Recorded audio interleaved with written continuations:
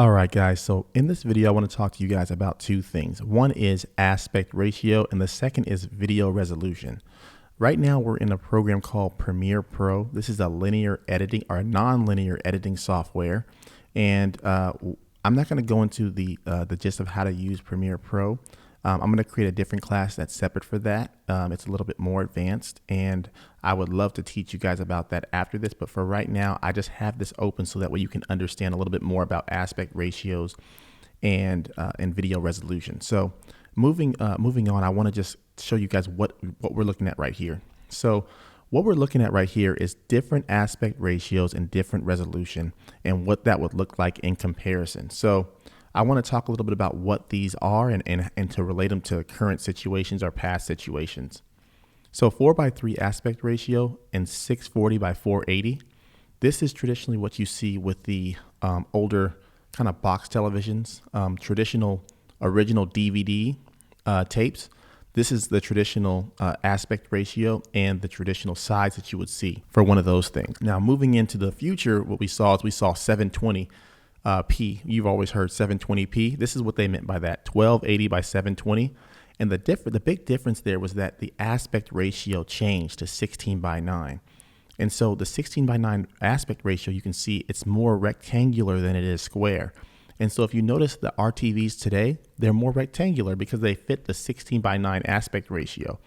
If you were to put a 4:3 aspect ratio or one of the older kind of tapes or one of the older maybe TV shows on your 16:9 television, that you would have black spaces on the sides because the aspect ratio does not match up to the 720, right? And so that's something to kind of keep in mind when you kind of think about older tapes versus newer tapes and how they kind of compare. Now, moving on, I want to talk to you guys a little bit more about the traditional thing that you hear the most, and that is 1080p or 1920 by 1080. This is a standard that we kind of live in currently in 2021, right? 1920 by 1080 is what you constantly hear. And this is what that looks like. It's still a 16:9 aspect ratio, but it's much larger than the 720p.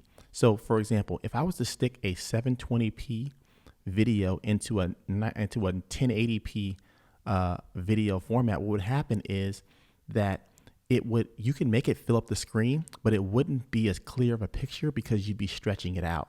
Right. So you pretty much trying to fit this smaller image into this larger profile. And so I'm going to show you some examples of what that looks like in the future.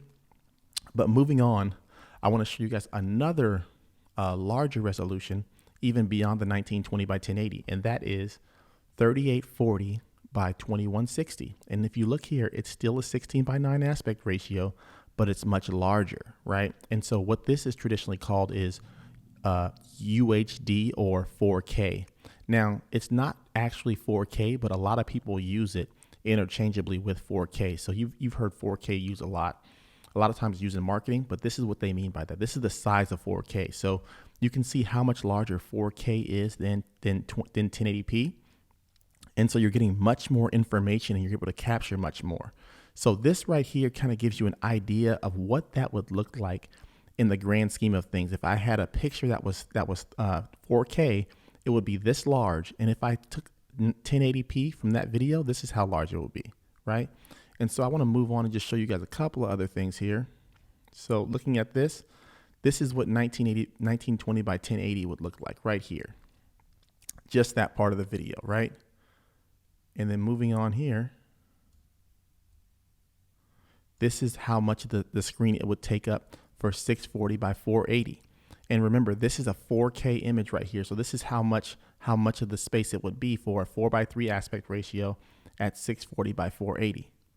And now what I want to do is I want to show you guys one more thing here.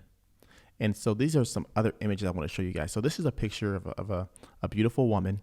And I want to show you guys what that would look like in the different aspect ratios. So before remember when this whole thing, this was 4K kind of screen. So right now we're looking at a 1080p timeline. So what you see in the black border area, consider that a 1080p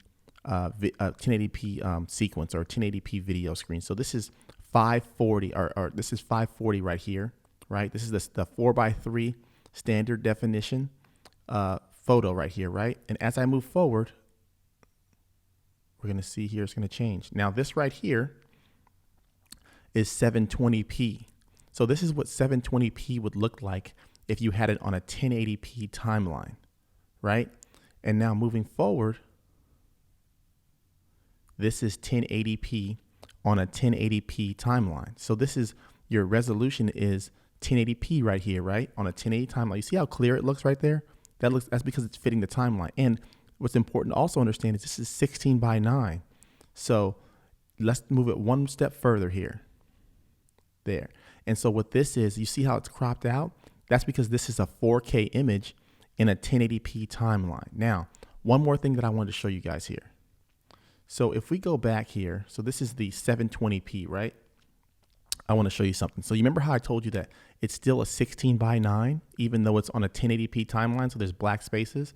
Since they're both 16:9 aspect ratios, what do you think would happen if I decided to move this to try to fill a screen? Let's try it out. If I make this 100% here. Oh, sorry, I'm not on the right image here. There we go. So let's make this fit the entire screen here. Look at that. It actually fits the entire screen perfectly, right? So that's a 720p. Remember how it was 720p? I still was able to make it fit the entire image, even though it's not 1080p like the 1080p timeline. And the reason why is because it's still 16:9. So if you remember the 16:9, let me show you guys real quick again. Okay, and let me minimize this. Hold on one second. So just so you guys can see this real quick.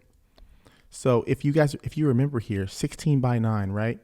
16:9, 16:9. So since these are all 16:9, you can make these a bit larger and smaller in order to fit the timeline in question. So let's say, for example, we go back to the one that was too large, right? This one right here. This is the 4K image, right? It's too large. But since it's a 16:9, what we can do is we can scale this down. See? Boom, look at that. So now it fits our timeline. So even though this is a 4K image, it's on a 1080 timeline and it fits. So let's say, for example, why is this important? Let's say, for example, you shot with two cameras. One camera was 720p and one was 1080p, and you wanted to fit both video clips on the same timeline. Well, you can make one larger or make one smaller, and you can make them fit because they're the same aspect ratio. Now, if we were to do something, let's say, for example, remember this one right here that we did? It was a 4:3, right? Image. So since it's not 16:9, if I was to make this one fit, see the corners? Look at the corners, how they don't necessarily match.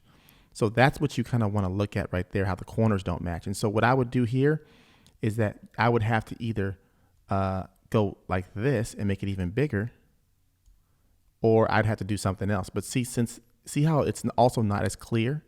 It's a little bit blurry, and that's because of the amount of information. Remember, let's go back here real quick. If you look at the information here, so look at the information. There's not as much information in the image, right? So that's why the pixels are being stretched out, and what's happening is that you're getting a pixelated image, if you will. And so that's a whole nother thing that I can talk about later on. But I hope that kind of helped you guys understand a little bit more about video resolution and aspect ratio.